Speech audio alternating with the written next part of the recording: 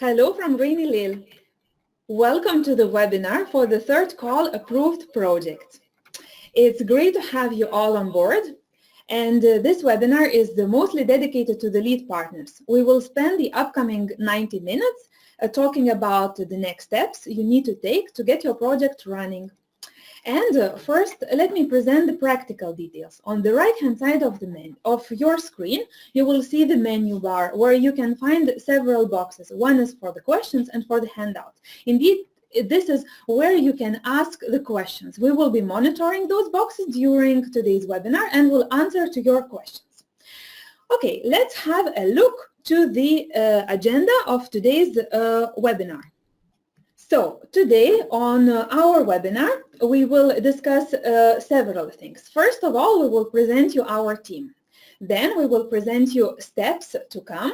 We will provide you information about the meetings where you will discuss conditions. Then we will talk about the subsidy contract, project partnership, communication requirements, and we will provide you links to the events and the resources. But before we start, we have prepared one question for you. We would like to ask you if you are already involved in Interreg Europe project. So let me just start the questions, and then on the right-hand side, you can choose the answer yes or no. We would like to know if you already are involved in 1, 2, 3, 4, or maybe more, or maybe less Interreg Europe projects. And we see the answers are coming. Some are answering yes, some are answering no. I think it's time to count to 3. The ones who didn't answer yet the question should hurry up. So I count into 3 and we will close our question. So 1, 2, and 3. And let's check what results we got. Let's see the results. As you see, the results are 49% of you say that you are already involved in the Interreg Europe project, and 51 say no. So it's good to know that we have a good mix of the ones who are experienced, of the ones for whom it's the first time to implement Interreg Europe project, and it's a good start, I think, for you to attend this webinar to learn what are the upcoming steps. So, I promised to you that we will present the video about our team, but indeed at the very beginning of this webinar, I forgot to present myself. My name is Irma Struskaite and I am leading communication team. Together with me in this webinar, there will be my colleague Anne-Cécile from the finance team that you will see a little bit later, and she will give also several presentations. So now, let me invite you to watch a video about our team so you can see how we live, how our offices look like. Hello, welcome to the sunny city of Lille. We are located at the heart of Europe between London, Brussels and Paris. I am Foedora, Project and Finance Assistant. I'm the one sending you emails from time to time about Interreg Europe latest updates. Let me show you the team.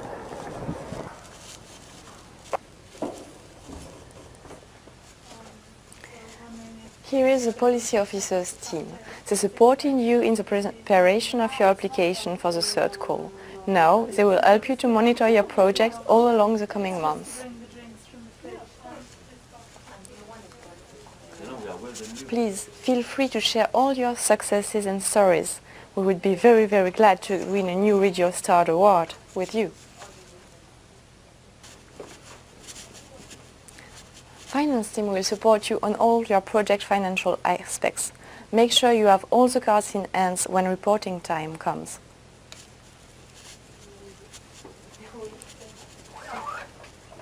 Smooth cooperation and timely reporting will allow you to be paid back quicker.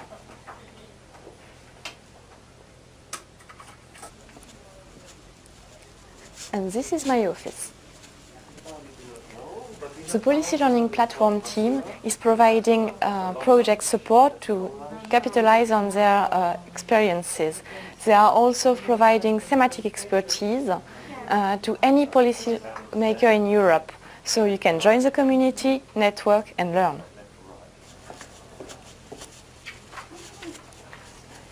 communication team support projects to promote all their activities and events. They are creating logos, posters, websites, so please do not hesitate to share with them all your events and activities and be active on social media. Here is Alex, our IT officer. He follows all database developments. Here is Erwin, our director. He is always busy, but don't worry, he will keep a close eye at you.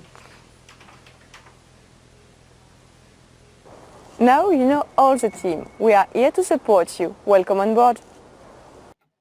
Welcome again. So now you saw how our offices look like, and I hope that you recognized some of policy officers, finance officers, or communication officers, the names that were identified in the email you have received from us. Indeed, you know that each project has a policy officer, finance officer, communication officer that follows the project, that will follow a project during all implementation process. And for the ones who haven't recognized yet their officers, I would kindly invite to check our website, the section Contacts, where you will find the photos of our team members.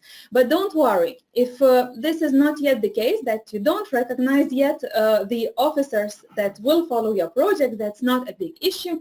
We will have webinars, we will have events, so there will be many occasions to meet our team also in real. Okay, and let's check what are then the next steps you will be following. I'm seeing that presentation doesn't change so quickly, but we are changing the slides. So the next steps you will be following is fulfilling conditions. Each of you received a letter outlining several conditions on which basis your project will be finally approved. And first of all, congratulations to all of you that you made this important step, and now it's only one step more to get your project approved and to fulfill the conditions. My colleague Anne-Cécile will talk more in details about this. When you will fulfill conditions, you will be signing a subsidy contract with the managing authority. Indeed, before even doing that, you will also need to sign the project partnership agreements with all your partners. The template is provided on our website, but you can modify the text that it would be in line with your rules and also to be in line with the subsidy contract if needed. Okay. I think now we are ready to step, and I would like to invite my colleague Anne-Cécile that will give you a presentation and will provide you further steps on the individual online meetings to discuss your conditions, and also she will talk about the subsidy contract and about the partnership agreement.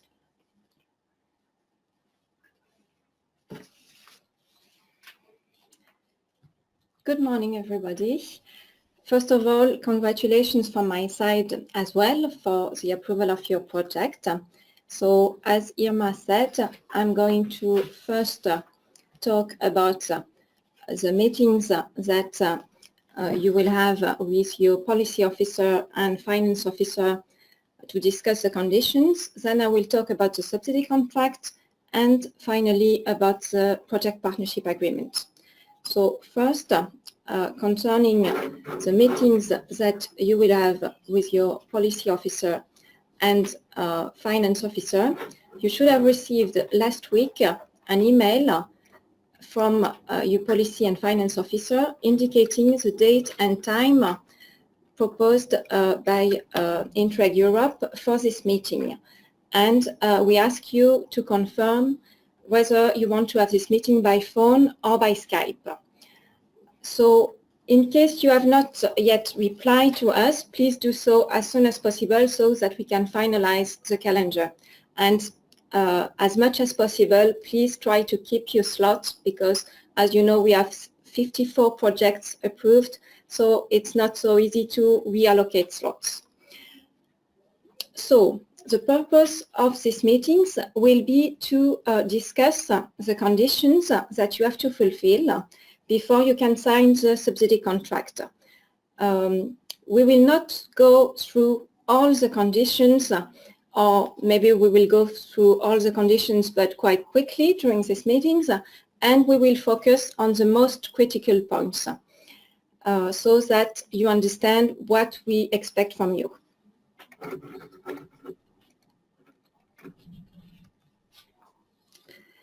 Depending on the nature of the conditions, you will see that in the condition we will indicate whether you have to provide explanation in the conditions form or you have to revise the information directly in the application form. Usually it's a combination of both, but sometimes it could be enough to just provide some explanation in the condition forms. And in other cases, in some cases, we may also ask you to provide additional documents. This could be the case, for example, if we ask you to rearrange the budget between partners and one partner has an increased budget, and so we will ask a new partner declaration for this partner. And this document you will have to submit in IOLF. We have opened for you already the conditions form and the application form so that you can start working on it. But please don't submit these documents yet. Wait for the meeting so that we can explain to you the conditions, what we expect from you, and so that we can also reply to your questions. And then after the meeting, you can finalize the conditions form, your replies, and the revised application form and submit the documents in IOLF. Then, once the meeting is done, so you will submit the application form and the conditions form through IOLF, and the Joint Secretariat will check your replies and your revised application form and will get back to you directly into IOLF. If needed, you will be able to do some further modifications and submit again to us, and the Joint Secretariat will again check and send you the feedback through IOLF.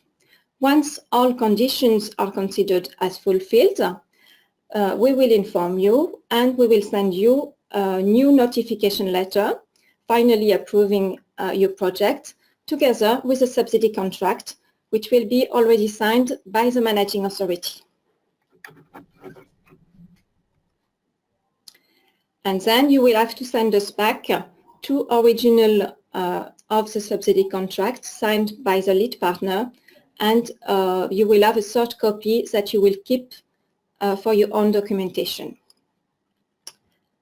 Now I'm going to give you some more detail about the subsidy contract and project partnership agreement. I will start by explaining what are these two documents and why they are so important. Then I will go into more detail of what contains the subsidy contract, and I will explain to which questions this document reply to, because I guess now that your project is approved, you have many questions, and we will see that the subsidy contract reply already to many of those questions. And finally, I will briefly talk about the partnership agreement and what you should include in this document. So, first of all, what are those two documents? Those two documents are the key legal documents that will govern your project during the whole duration of your project. You will see that the subsidy contract is bilingual in English and French, and this is because the managing authority of the program, so the region Hauts-de-France, is based in France, and so we have a legal obligation to have the subsidy contract in French.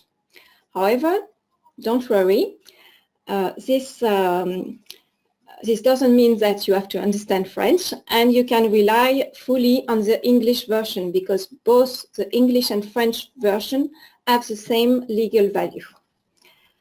The partnership agreement is provided as a template on a website in English, and it should be signed in English by your partners and yourself.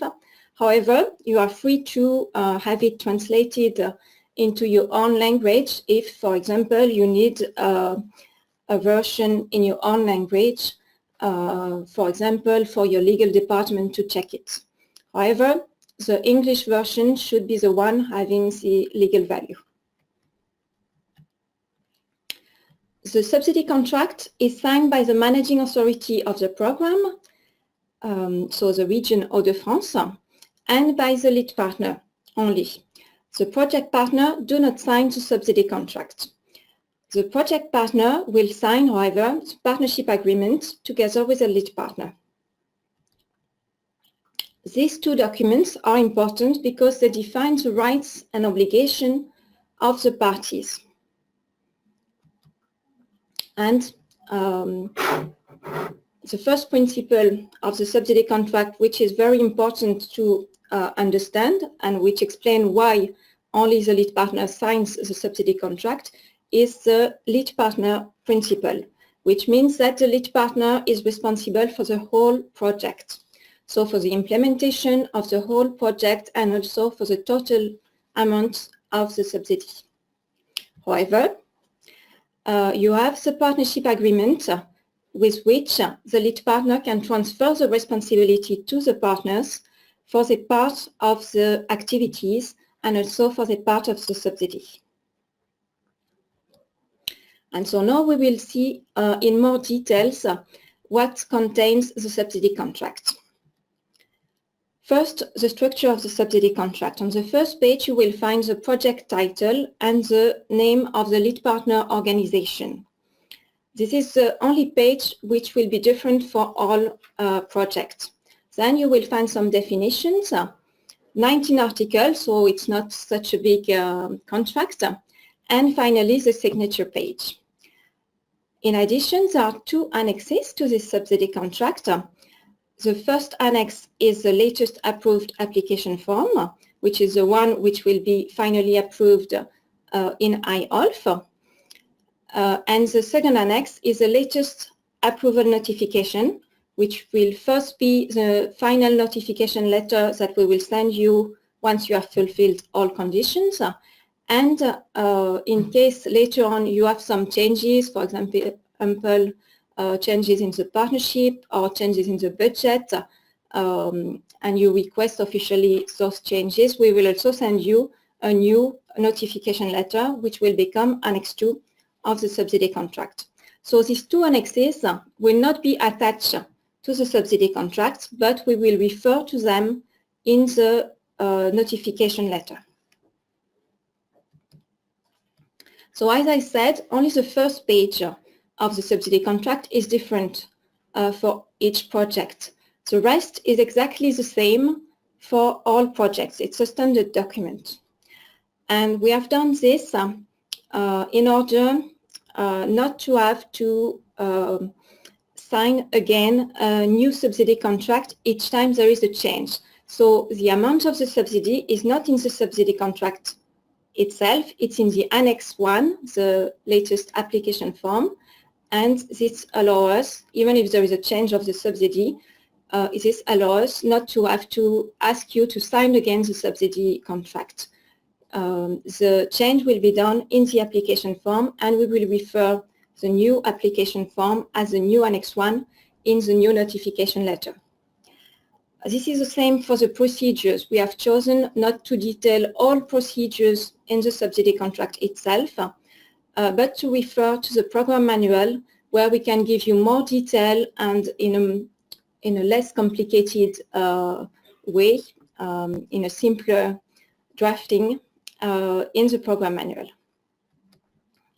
So as I said, the subsidy contract is a legal document, but it also replies to lots of your questions. And this is what we are going to see now. The first question that you may ask yourself is, which rules are applicable to my project? So as you can see on this slide, there are three levels of rules that are applicable.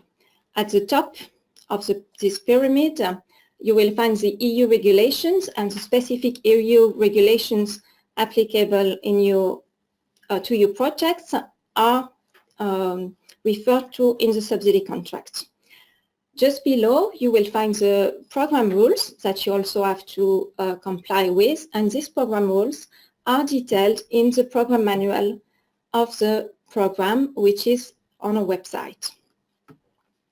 And finally, below these two sets of rules, there may be some national rules in case EU regulations and program rules do not cover some particular cases.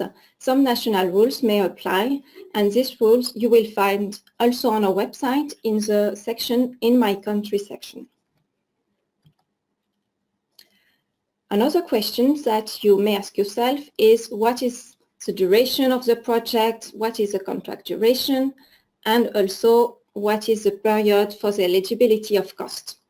So the project duration starts with the start date of your project, which for the third call is for all projects the 1st of June 2018, and will last until the end date of your project, which is calculated by adding the duration of your project, including in your application form, to the start date. The contract duration is a bit different, because the contract will be applicable retroactively as from the date of approval of your project, which is the date of the monitoring committee approving your project, so the 13th of March. And it will last even beyond the project duration, beyond the end of your project. Why? Because you will have to keep all documents related to your project even after the end of your projects. We will see this a bit later. And we will inform you about this archiving period at the end of your project after the last payment, because it depends on your last payment. And finally, the period of eligibility of cost, which means the period during which you can pay some cost in relation to your project, is from the date of approval of your project, so the date of the monitoring committee, 13th of March, until the end date of your project. Another very important question is, which costs are eligible? And here, exceptionally, I have indicated the article number of the subsidy contract, because I think that if you want to only have a look at one article after this webinar, this should be Article 5. Because in this article, you can see in detail what are the eligibility criteria, among which you will find, for example, the fact that your expenditure has to be related to the project activities included in the application form. And you will find some information about the budget flexibility rule. You will see that even if in principle the costs eligible are the ones which are detailed in the budget of your application form, you have a bit of flexibility, and you will be able to spend a bit more on some budget lines and on partners' budgets. That's what we call the 20% budget flexibility rule. And on this, you can find also more details in the program manual with some concrete example. In this article, you will also see that you will have to record your costs related to your project, either using a separate accounting system or using a specific accounting code for the cost linked to your project. And you will also see that for the preparation cost, there will be a lump sum allocated to the lead partner, a lump sum of 15,000 euros allocated to the lead partner to cover the preparation cost that you have incurred before submitting your application form. And for this lump sum will be allocated automatically in the first progress report, so you don't have to do anything about this. Of course, the subsidy contract replies to the question, what are my obligations as lead partner? So first of all, of course, your obligation as lead partner is to implement the project as described in the application form. But you also have to remember that you have to do so according to the principle of sound financial management, which means that you have to spend wisely as if it was your own money, and you cannot spend more than is necessary to achieve your projects, the results and the objective of your projects. As lead partner, you will also have some obligations towards your partners, and you will have to make sure, for example, that all partners have the cost reported to what we call a first level controller. We will tell you more about this in the lead partner seminar and in the finance seminars that we will organize, but you should already be aware that you will need to keep an eye on what your partner are doing, and especially to make sure that they have the cost verified by an appropriate first level controller. And as lead partner, you will have also to transfer the subsidy that will be paid to you, the part of the subsidy which is for your partners. You will have to transfer this amount to your partners as soon as possible without delay.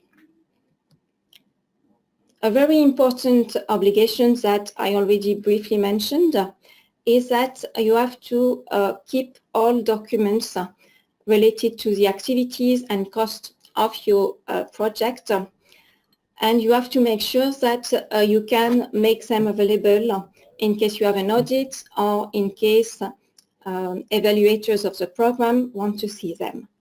And you will have to archive them for a certain period of time.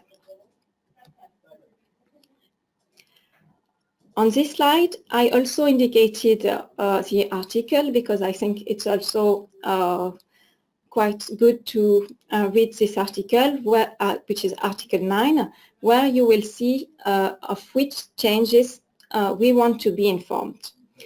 And so, for example, if you or one of your partners undergo a change of legal status, we want to be informed. An email is sufficient, and we will explain you how to deal with it. If you or your partners have change of contact details, we also need to be informed, and this you can do directly in IOLF. And of course, if there are some partnership changes, you should inform us as soon as possible so that we can inform you about the procedure and how to deal with partnership changes. But for more details, please read Article 9, where you will really see when we want to be informed immediately and when we want to be informed, but it can be done through IOLF or it can be done through your progress report. This could be, for example, if you slightly overspend a budget line, but you are still within the 20% flexibility, you don't need to inform us immediately, but you will have to inform us in the progress report. Then you also have some very important obligations in terms of information and communication about your project and about the results of your project. But as these obligations are very important and you need to understand them right from the start of your project, we have a specific presentation about this, and my colleague Irma will afterwards present you these requirements. Of course, I guess you wonder, how do I get paid? This is simple. To get paid, you have to report your costs and your activities to the program. So there's no advance payment in Interreg Europe. You have to report cost and then you will get paid. And all the reporting procedures are defined in the Interreg Europe program manual, available on our website. To report your activities and your cost, you will have to do so using IOLF. both you and your partners will have to use iOLF to report your cost. When do I report? During phase 1, you will have to report every 6 months. And during phase 2, you will have to report at least once a year, and we may ask you to report more often, which would mean every 6 months. So what does that mean exactly? For you, for the third call projects, as the start date is for all projects 1st of June 2018, this means that the first progress report will have to be sent to the Joint Secretariat via iOLF by the 1st of March 2019. And it will cover the period June-November 2018. And the second progress report will have to be submitted by 1st of September 2019, because you have always 3 months after the end of the reporting period, so that all your partners can report to the controllers, and then you consolidate the report in what we call the joint progress report in iOLF, and you submit it to the program. For phase 2, I could not put the exact deadline because it depends on the duration of phase 1, but you will have to normally report yearly, and for the last progress report, you will have to submit it by the end date of your project. That's why in the application form, the last 3 months of your project are dedicated to the closure and the submission of your last progress report. So now, how do I change my budget?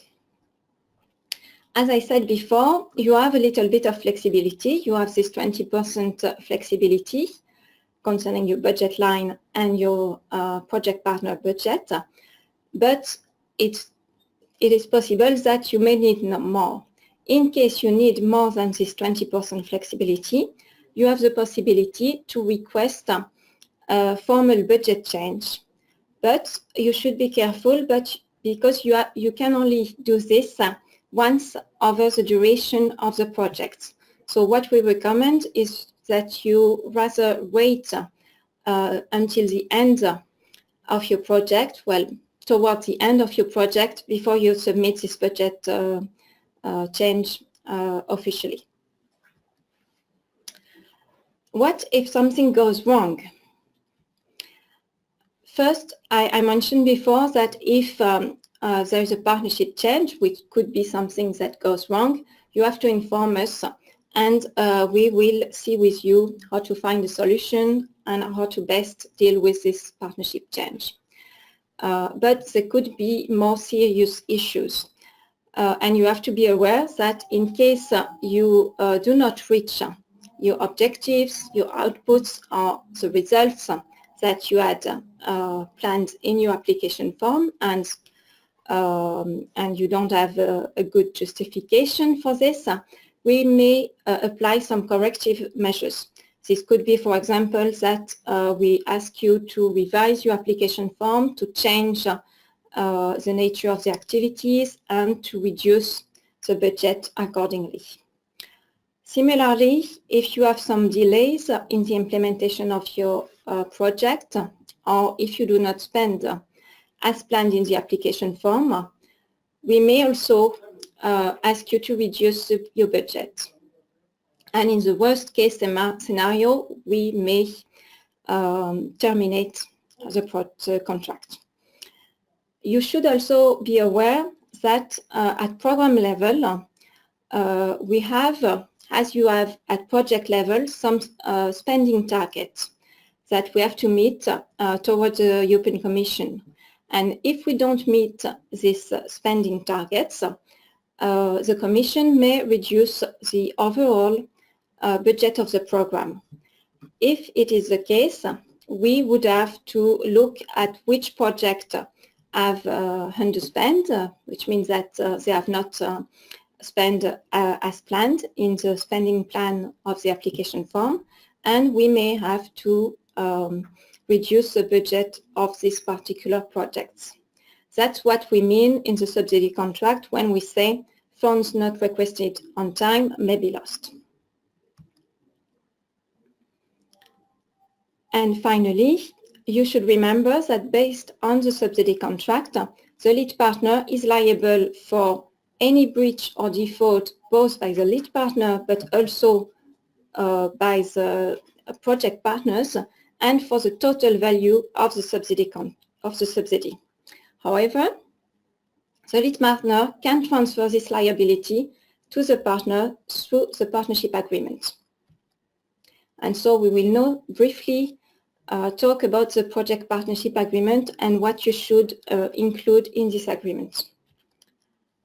First, you should remember that the project partnership is only composed of the partners which are listed in the application form.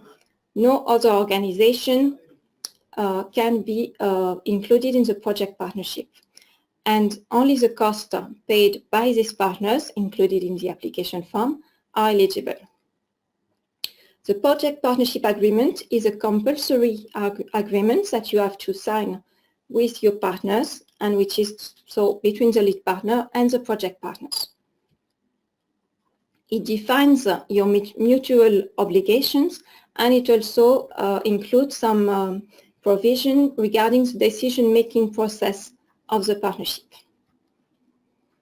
It has to be signed as soon as possible once your subsidy contract is signed and at the latest before the submission of reports by you and your partners to the controllers. And the first level controllers will check that the partnership agreement is signed. We have a template that we provide on the program website. This is an example which is tailored to the Interreg Europe program, so we highly recommend that you use this template. However, amendments are possible. You can modify it and tailor it to your project needs. But remember, if you do so, if you make some amendments, some modification to this partnership agreement template, you should make sure that this modification do not contradict the subsidy contract. The project partnership agreement contains all the obligations which are included in the subsidy contract and also some additional provisions that you have to discuss and agree with your partners. The most important one are the one concerning the decision-making process of your partnership, which means during which meeting you will decide on important decisions and how you will decide with which, according to which procedure, which voting rights, etc. And another very important part of the partnership agreement concerns the division of the preparation cost. We said before that the preparation cost will be paid as a lump sum to the lead partner, but you can, of course, divide this lump sum between the partners that have actively helped you to prepare your application form. There are some annexes to the project partnership agreement. The first two ones are the latest approved application form, as in IOLF, and the subsidy contract. We highly recommend that you already know the subsidy contract. As we said, it's a standard document to your partners so that they are aware, or that you give them the link to our website where you can find the subsidy contract. And the latest approved application form will be always the one approved in IOLF. So these two annexes do not have to be attached to the partnership agreement. The Annex 3, on the contrary, is where you will detail the budget by budget line, the spending plan, the allocation of tasks, objective and outputs by partner. So it's a very important one to have the allocation between each partner. And finally, there is a specific Annex 4 for the division of the preparation cost.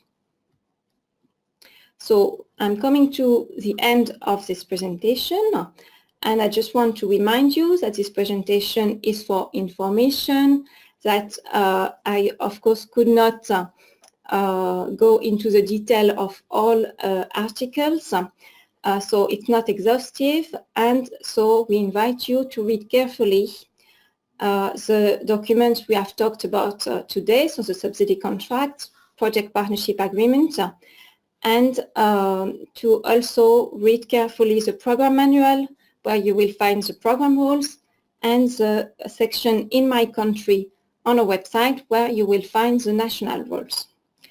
And also, for your information, we have a more detailed video on the subsidy contract where we go article by article, and which is posted also on our website. And I think we can send you the link to this video after the webinar, so that if you are interested in a more detailed presentation of the subsidy contract, you can have a look at this video. So thank you. And now if you have some questions, I can take a few questions. So I'm going to have a look if there are some questions. And before I reply to the questions that you have sent, we have also received one question during the registration, which was about the timing of the signature of the subsidy contract. And so I would like to first reply to this question. As I said, as soon as the conditions are fulfilled, we will send you the subsidy contract already signed by the managing authority, and we will ask you to sign it within 3 weeks. So this should be toward the end, between now and the end of May, because you have to fulfill your condition by the end of May at the very latest. So now I'm looking at the question, and I can see that we have received a question from Wim, which asks, will the JS have to approve a modified partnership agreement? So the answer to this question is quite simple. In fact, you don't need to send us the project partnership agreement, even the initial version of the project partnership agreement, because this agreement is between you and your partnership. So as the managing authority of the program is not part of this agreement, we do not need to see this partnership agreement. And so if you modify the project partnership agreement, it is entirely your responsibility to do so, and so you should check with your legal department internally to make sure that the modification you have included are legally feasible, and that you should at the same time make sure that they do not contradict the subsidy contract. So let me see if there is another question. Yes, I can see another question sent by Malgorzata. And the question is, shall we sign a partnership agreement with all partners, or is it possible to sign several partnership agreements by the lead partner, one with each partner? This is a very good question, and that we often receive. And in fact, both options are possible. So you can either sign one single partnership agreement with all your partners, or sign individually partnership agreement. We recommend to use the second option because it's much easier to have different partnership agreement. Of course, the content will be the same for all partners, but to have individual partnership agreement signed by each of the partners, that one WAF document that have to circulate between all partners.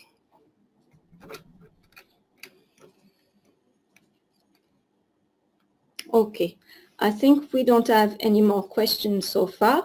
So I will give the floor to my colleague Irma for the communication requirements.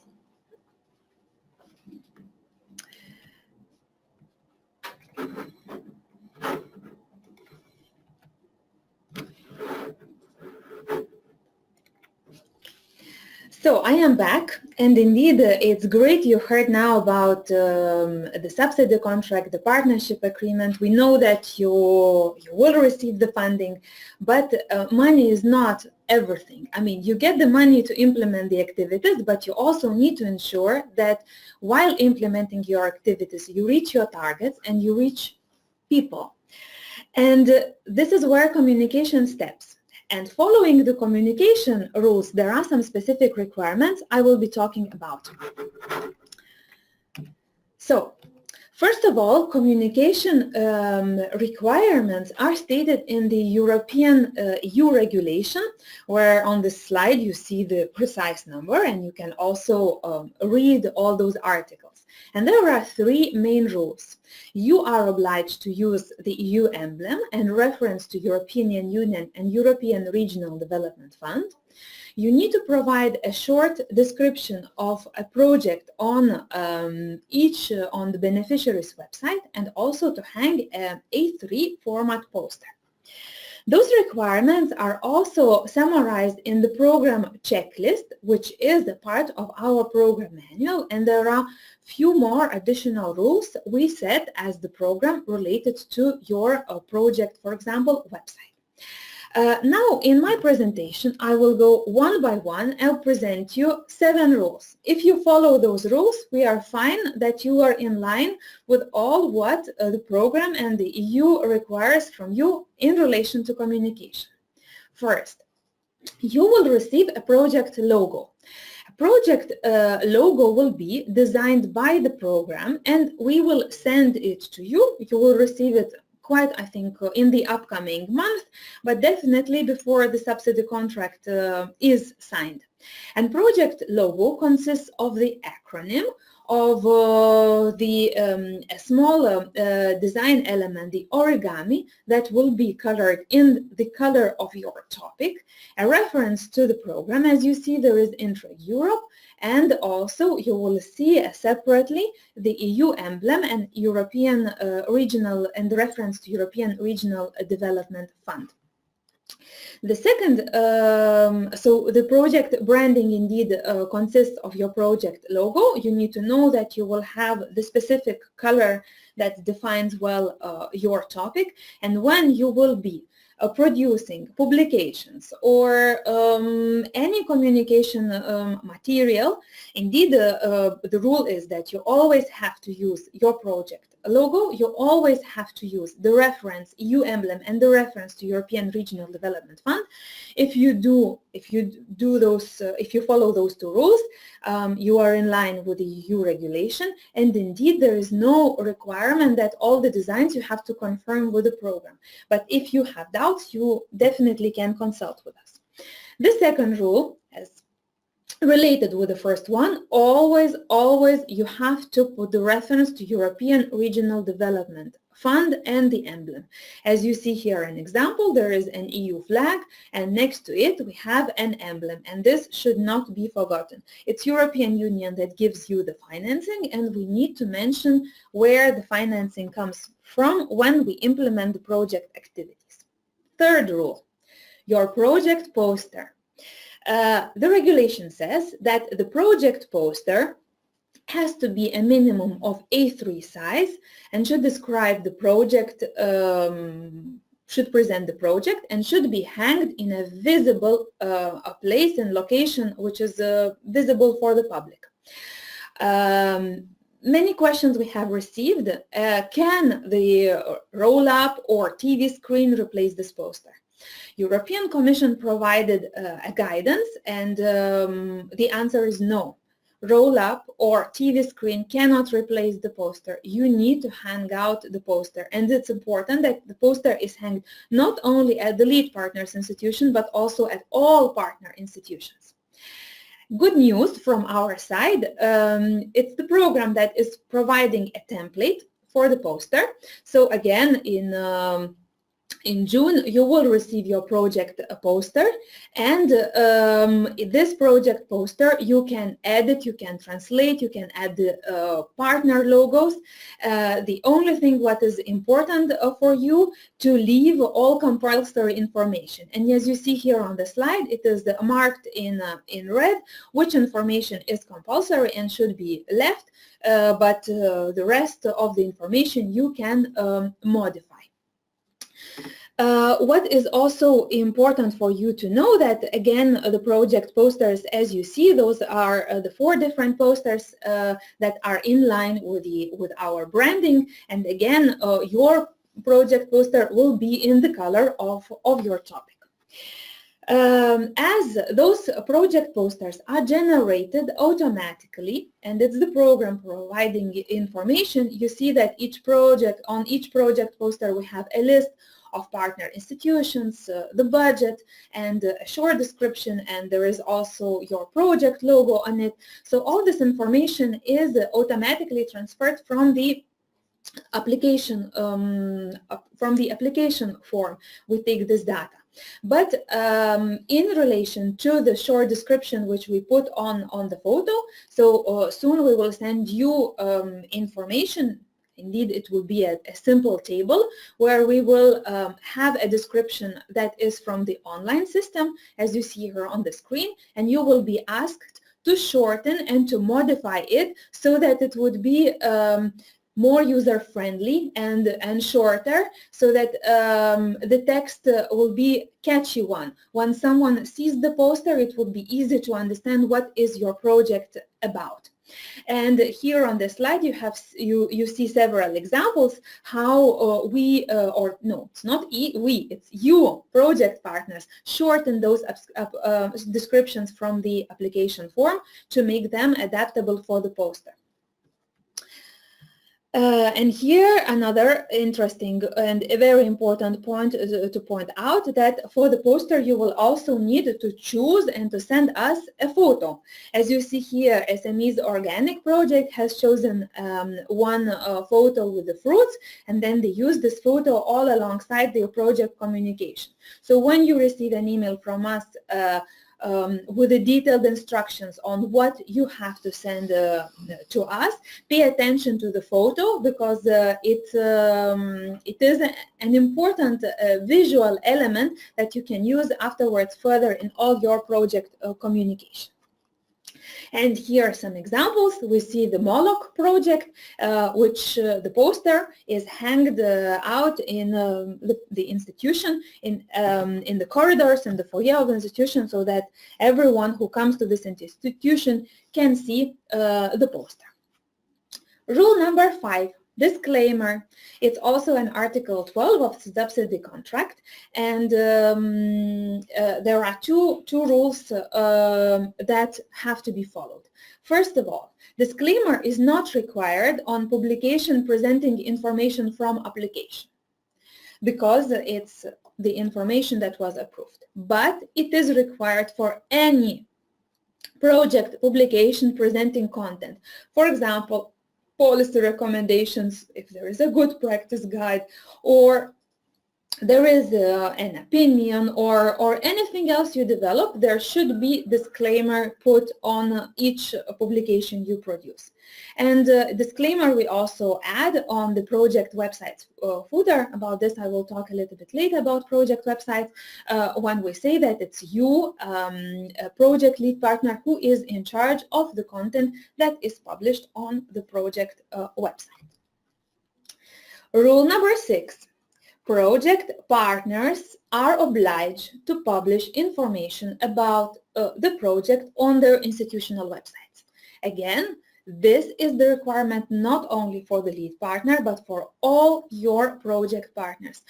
So on your institutional website, there should be a short description about your project, including aims, results, financial support. And here you see an example from one of the projects where they have created a section on their institutional website, and they list and they provide information about the project support. A recommendation we also have that this article on your institutional website should be also linked with your project website. Indeed, it will be a program that will give you access to administrate your project website, and in the contact section you will be able to add information to the institutional website, and we recommend that in this section you provide a link where the article about the project is published. Rule number 7, update your project website. Again, good news from our side, it's Interreg Europe program that hosts all project websites.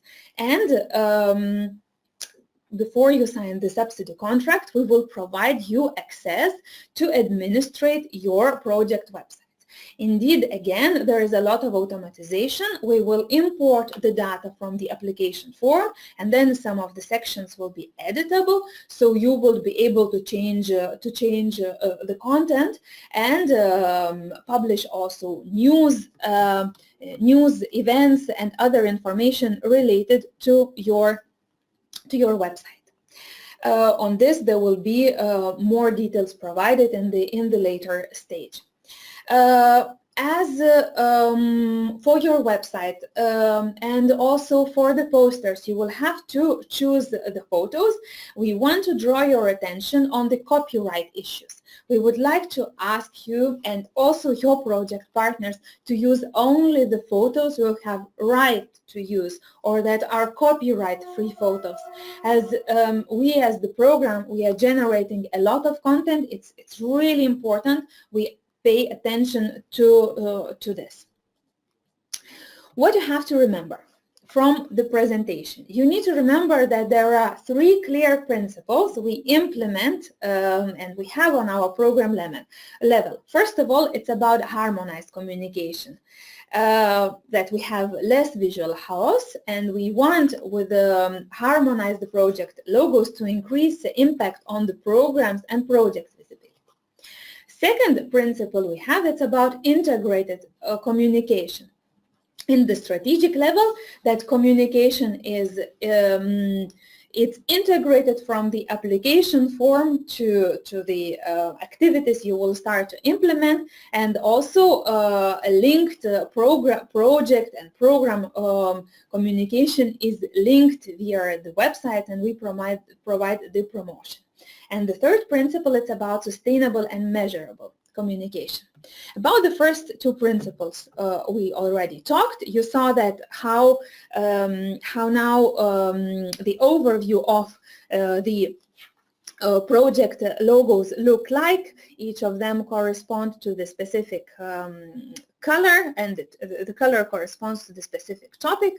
And as you see here, another advice and from our side is when you create your project brochures publication, that you would use the color of your topic as the main color, as for example this is done in this project brochure. You see, this project belongs to the low carbon economy topic, and the dominating color is dark green.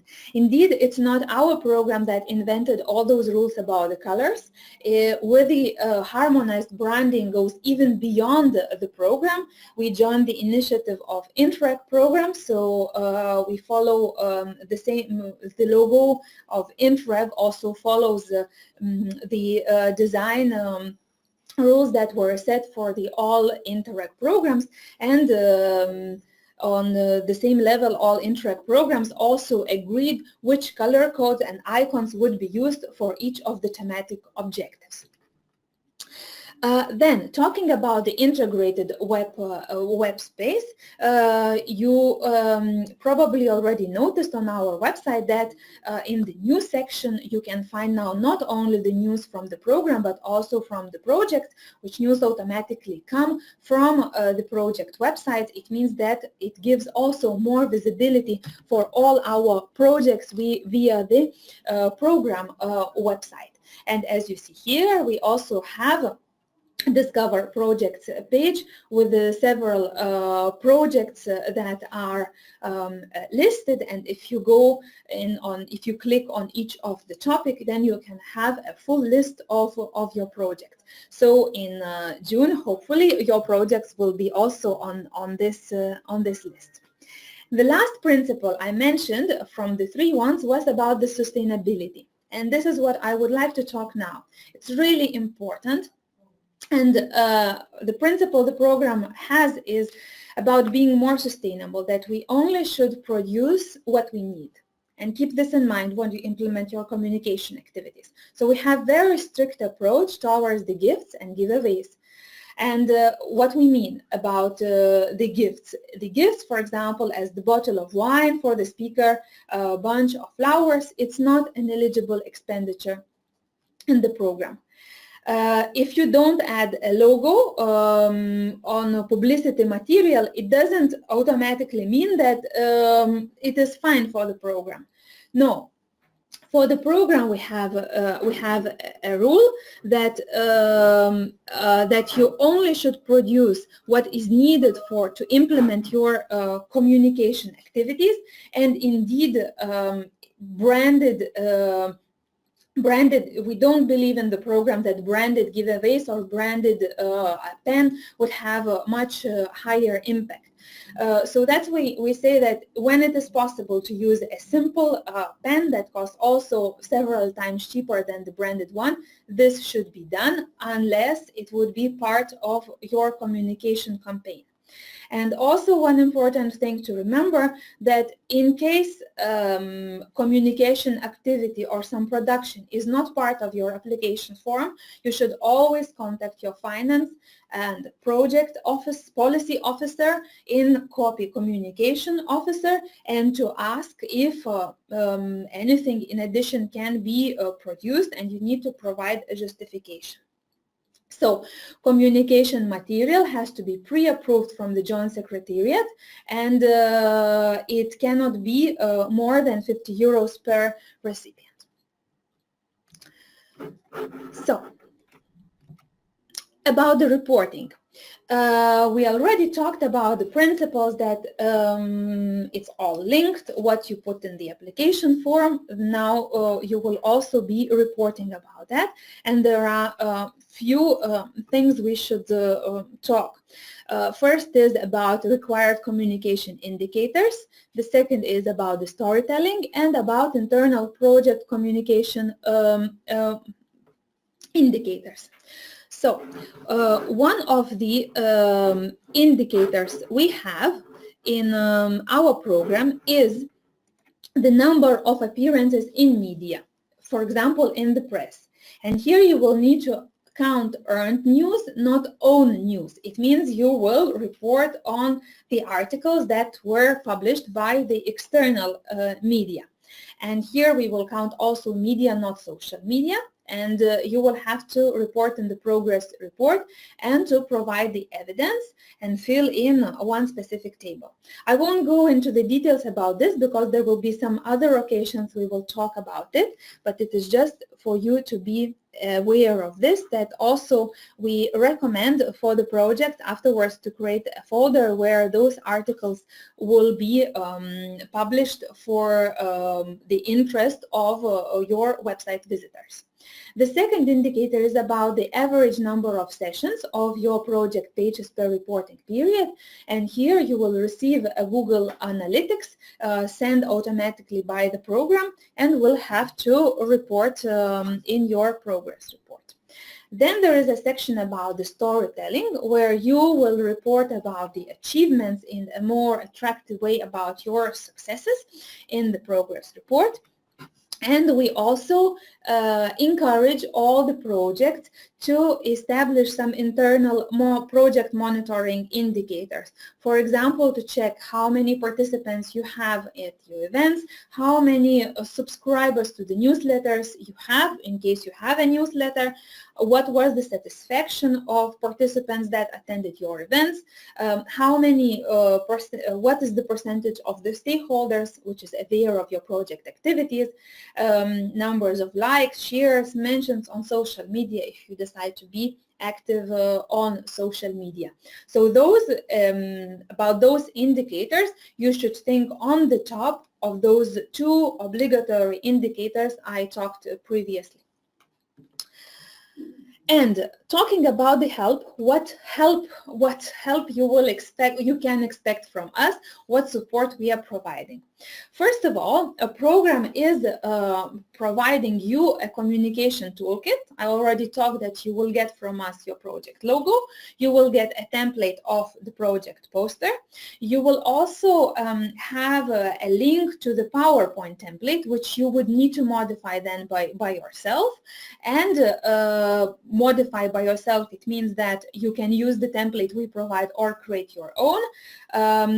Modifying, it means that if you want to modify to your own needs, you would only need to change the logo on the PowerPoint with the logo that will be of your project. And we also provide you to a link and indeed the content management system to administrate your project website. Here on the slide you have a link to the Google Drive, and if you click on this link you will see that on the Google Drive we have a special folder called Resources for Projects, and in several folders you will find all the information. Posters, PowerPoint template, website. If you click already now, you will see that projects from the previous call, each of them have also a specific folder under the name. Your projects are still not on the list because the program are working to produce for you the templates. But the folders will be ready in the upcoming month. Then we do have also help and support page, frequently asked questions page. One will be related help page on how to edit the project websites, but on this there will be more support provided from our side because we will organize also a special webinar so that you learn more on how the administration of the website has to be done. Then there are a few useful links, and I would like to pay your attention to implement a project page. If you go to our website, you will find on interregeurope.eu project section and then choose implement a project. Indeed, implement a project, it is the section for you now. Before, I'm sure you were looking for the partners, you were looking to the sections of the calls, but implement a project is the section you have to look now. Indeed, in this section, you will find all information related to the project implementation on finance, reporting, finance, and communication. Then it's also important you check the program manual, as Anne-Cécile already talked. We have also guidance videos on reporting also published on our website, and you will find also a direct link here on the project communication kit. Another slide, I will not go into the details because you can check the slide by yourself. It's the slide with the overview where you can find the photos for your website and also for your posters, and there are several links that could be useful for you. Communication team is also here to support you and to answer your questions in relation to communication activities and the project websites. Indeed, only the one rule to keep in mind that when you contact us, you always need to keep the lead partner in copy of all your emails, and communication team should be contacted for any website related matters within the project partnership. All queries or channels should be through the communication manager or the lead partner. And you should put communication officer in copy of your emails for any communication related matters when you contact the policy officer or the finance officer. And in all cases, the main rule for communication with the joint secretariat, you should put your project officer, your policy officer, your finance officer, and the lead partner in copy of your emails. Some homeworks for you. Anne-Cécile gave you a task and said that the Article 5 should be checked. If it's only one article you need to check. From communication side, I would like to give you two homeworks. First is to check your application form. In my presentation, I already talked that a lot of information will be automatically imported from your application form. So please pay attention now when the application form will be open and it will be possible to edit it. Pay attention if there are no spelling mistakes in the titles, your project title and also the titles of the institutions. Then, if in your application form you have written the titles in capital letters, and some of you did, that all institutional names are written in capital letters, please change it and use only capital letters for the first word or each word in the title, but other letters should be written in normal characters. Then remove all hyphens in titles or institutions. Pay attention to your project title and shorten it to 10 words ideally. And shorten names of your partner institutions when it is possible. In some cases, we notice that some partners have very, very long titles and they can be shortened. When it is possible, please do it. And also it's important to check if on the titles and also where you write institutional, your partner institution names, if there are no empty spaces or no extra empty lines. Indeed, those are very small and detailed things, but when we are importing afterwards data to create the project posters or the project websites, then such small things require extra work and time from your and our side to make those changes afterwards. So it's better to do it already now. The second homework from communication is to join the Interreg Europe community. And I will explain you why you should do it. First of all, only community, Interreg Europe community members can have an access to administrate the project website. And we require that there would be a lead partner and your project communication officer that would be part of the community and that will become the project website administrators. But that doesn't end with those two roles, the lead partner and project communication officer. You should also invite all your project partners to join the Interreg Europe community. And the reason is very simple. Afterwards, during your project implementation, you will be also reporting on the good practices identified. And indeed, and submitting them into our good practice database. In order to do that, you need to be also part of the community. So already now, I would say take this easy step, invite everyone to join the Interreg Europe community, and it will be easy for everyone to generate the project websites, and afterwards you will not need to send any reminders when the time will come to report on the good practices. And one more thing before we go to the questions to mention is that on the 24th of April, we are organizing the lead partner seminar in Sofia, in Bulgaria. This event is back-to-back with our exchange fair that will start immediately after the lead partner seminar. Why you should attend this seminar indeed? Our welcome webinar was very short and it gave you an overview on 2 points, the subsidy contract, the partnership agreement, and also presented you indeed the first steps in the project with what you need to work indeed now. The seminar for the lead partners will go more into the details about the reporting and will give you the right knowledge and skills on how to implement your project. So we hope to see you all there, and indeed I know that you are listening to us very carefully. We prepared now another poll already to know how many of you are coming, with how many of you we will meet in Sofia. So we will launch now quickly the question, and I hope that you will answer and tell us if you already registered and if you are coming to the event. Let me start. let me start the question.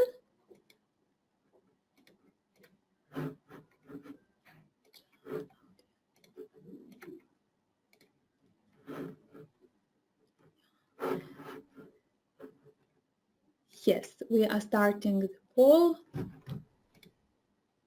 Okay, I see it's hard to start the poll due to some technical things, so we will skip it. But anyway, if you haven't registered to the seminar in Sofia, please do it and quickly. Important also thing to know that we have 2 places per project available, so you can choose who from your project would attend then this seminar.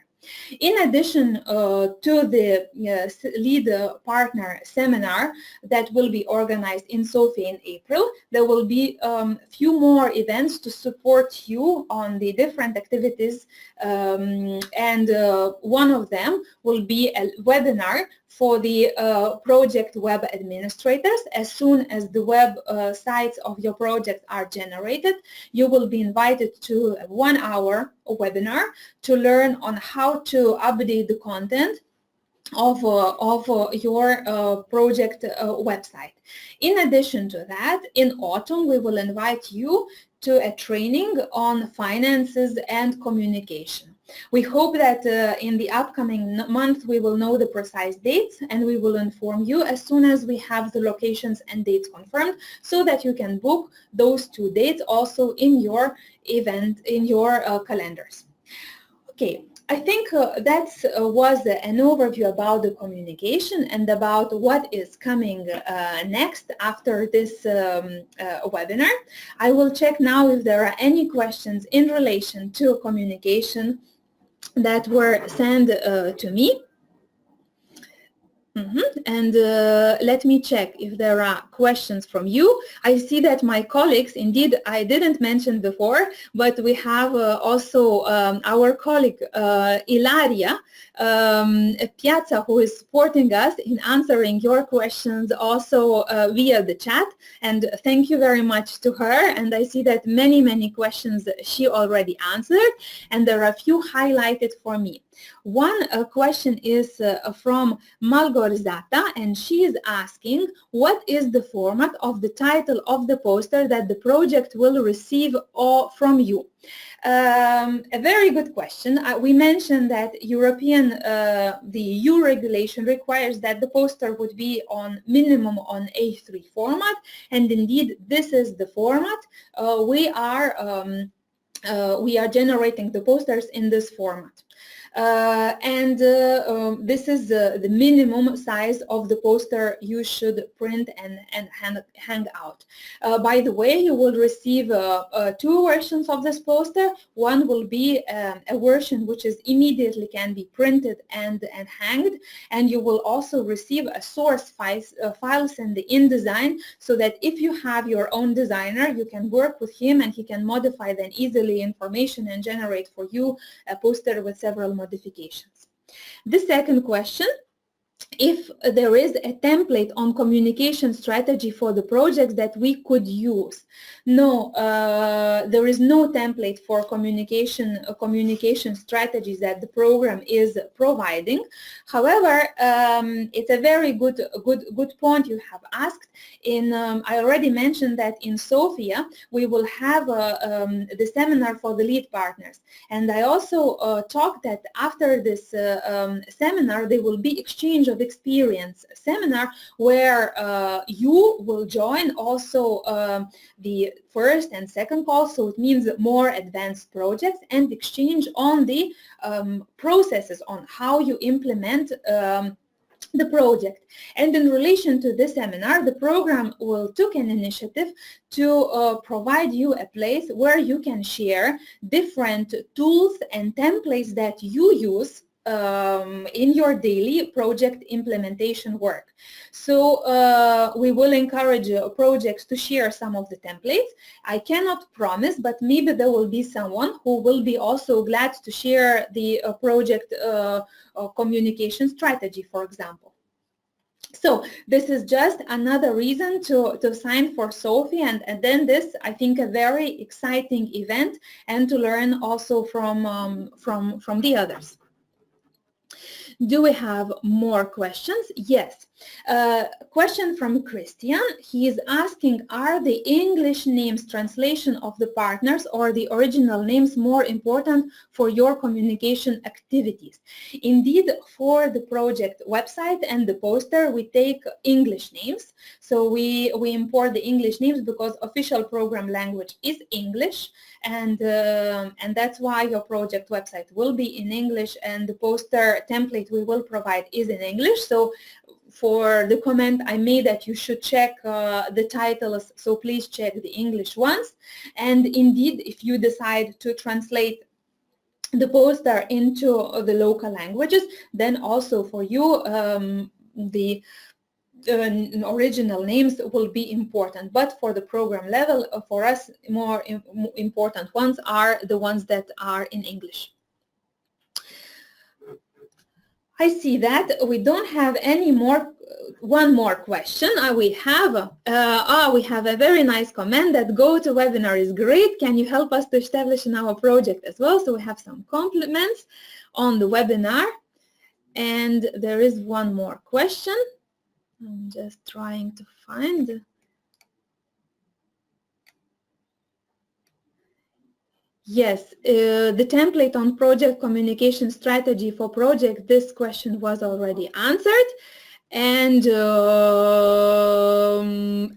there is Ereland who was asking me if we have 3 representatives in Sofia.